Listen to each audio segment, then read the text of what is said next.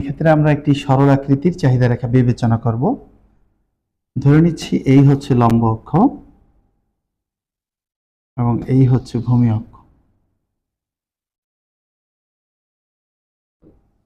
এই হচ্ছে একটি চাহিদা রেখা। চাহিদা রেখাটির নাম দিচ্ছি আমরা ডি নট, যার মূলবিন্দু হচ্ছে ও। ভূমি অক্ষে দ্রব্যের পরিমাণ এবং লম্ব অক্ষে দাম নির্দেশ করা হয়েছে। এখন আমি যে কথাগুলো বলছি এটি হচ্ছে চিত্রের ব্যাখ্যা, যা চিত্র আঁকার পর আমরা নিচে চিত্রের ব্যাখ্যাটি দিয়ে দিব। তাহলে কি লক্ষ্য করা যায়?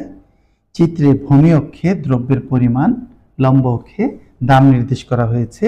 ডি নট একটি প্রাথমিক চাহিদা রেখা, যা ডান দিকে নিম্নগামী। দাম স্থির বিবেচনা করে পাচ্ছি, যে দামটি আমরা ধরে নিচ্ছি পি নট। এই বিন্দু অনুযায়ী চাহিদার পরিমাণটি আমরা দেখাতে পারি। এই বিন্দুতে আমরা নাম দিলাম, যে কোনো নাম দিতে পারি ই নট। ও পি নট দামে চাহিদার পরিমাণ ও কিউ নট। মনে করি দাম পি নটে স্থির। পি নটে স্থির বলতে দামটাকে আমরা স্থির বোঝাচ্ছি। দাম স্থির থেকে অন্য কোনো কারণে, পারিপার্শ্বিক প্রবণতা কিংবা আবহাওয়াজনিত কারণ কিংবা আয়জনিত কারণ, বিভিন্ন কারণে মানুষের চাহিদা বৃদ্ধি পেতে পারে। সেক্ষেত্রে চাহিদা রেখাটি একই ঢালে, আমরা যদি এটিকে কপি করে তোমাদের এভাবে দেখাই, অর্থাৎ এখানে ঢাল সমান,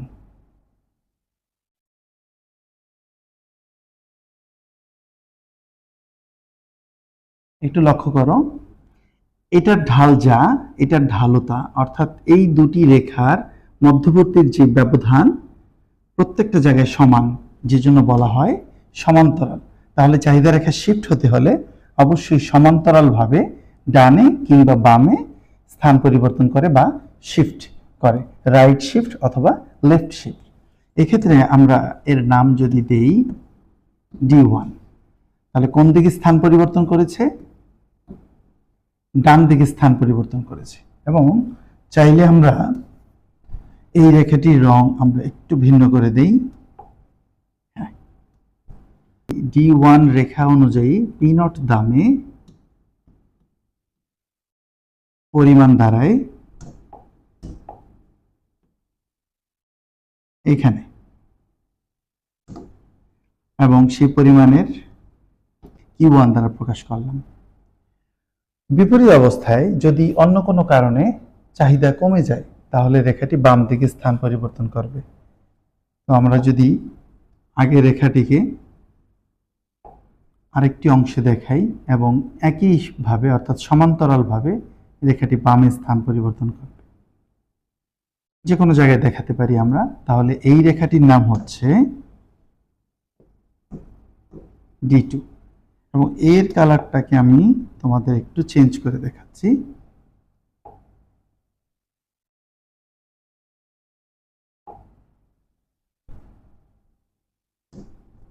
এবারে দেখো, এক্ষেত্রে পি নট দাম এবং D2 চাহিদা রেখা অনুযায়ী ভারসাম্য পরিমাণ এই বিন্দুতে, এবং একে আমরা E2 দ্বারা প্রকাশ করছি।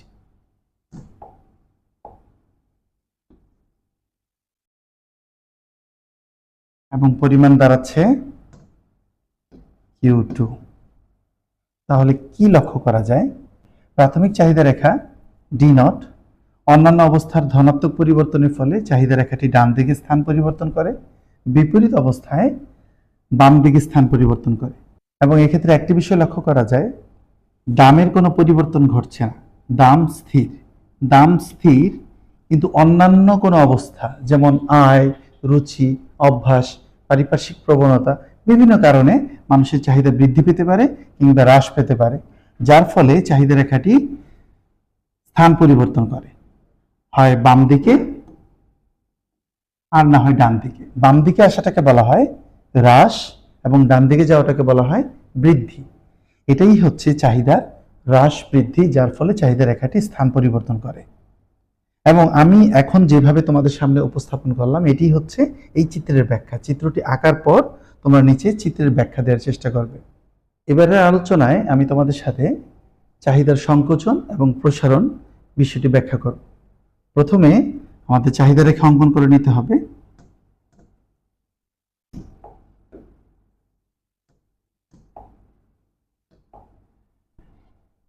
প্রাথমিক চাহিদা রেখাটি হচ্ছে, এটি হচ্ছে লম্ব অক্ষ এবং এটি হচ্ছে ভূমি অক্ষ। লম্ব অক্ষে আমরা দাম নির্দেশ করব এবং ভূমি অক্ষে চাহিদার পরিমাণ নির্দেশ করব, আর এটি হচ্ছে মূল বিন্দু। চাহিদা রেখাটি হচ্ছে ডি নট, একটি চাহিদা রেখা যা ডান দিকে নিম্নগামী। চাহিদার সংকোচন প্রসারণ কখন ঘটে? অন্যান্য অবস্থায় এখানে স্থির থাকবে, অর্থাৎ অন্যান্য অবস্থা স্থির থাকবে, শুধুমাত্র দামের পরিবর্তন ঘটবে। দামের পরিবর্তন বলতে দাম বৃদ্ধি পেতে পারে কিংবা হ্রাস পেতে পারে। মনে করি প্রাথমিক অবস্থায় দাম পি নট, এই অবস্থায়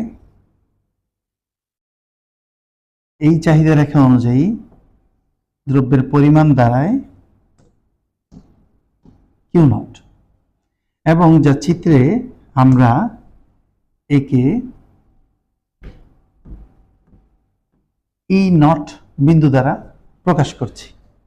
মানে দাম যদি বৃদ্ধি পায় তাহলে ধরে নিলাম আমরা পি ওয়ানে বৃদ্ধি পেল, তাহলে ডি নট চাহিদা রেখা অনুযায়ী পরিমাণ দাঁড়ায় কিউ ওয়ান। দাম যদি পি নট থেকে পি ওয়ানে বৃদ্ধি পায়, অর্থাৎ দাম বৃদ্ধি পেয়েছে, চাহিদা কিউ নট থেকে কিউ ওয়ানে হ্রাস পেয়েছে। এখন এই চাহিদা রেখার মধ্যে বিন্দুর কি পরিবর্তন ঘটলো? পি নটের ক্ষেত্রে ই নট ছিল এবং পি ওয়ানের ক্ষেত্রে এইখানে যে বিন্দুটি পাওয়া যাচ্ছে সেটি হচ্ছে ই ওয়ান দিচ্ছি আমরা।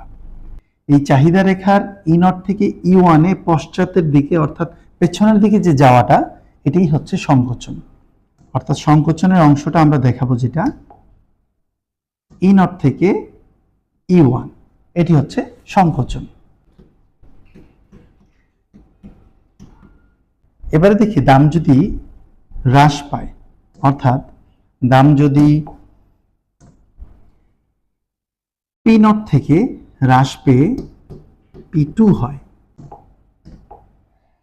এই হ্রাস পাওয়া অবস্থায় ডি নট চাহিদা রেখা অনুযায়ী পরিমাণ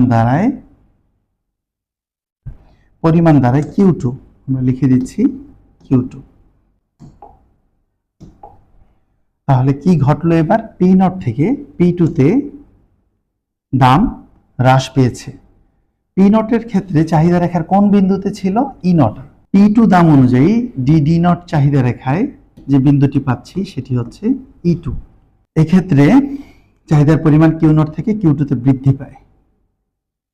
কিন্তু আরেকটি বিষয় লক্ষ্য করা যায়, ই নট থেকে স্থান পরিবর্তন করে ই টু একই চাহিদা রেখার এক বিন্দু থেকে যখন অন্য বিন্দুতে যায় তখনই সেটি সংকোচন প্রসারণ হয়। ই নট থেকে যখন ই টু অর্থাৎ সম্মুখের দিকে সামনের দিকে যায় তখন সেটাকে বলা হয় প্রসারণ। ই নট থেকে ই টু।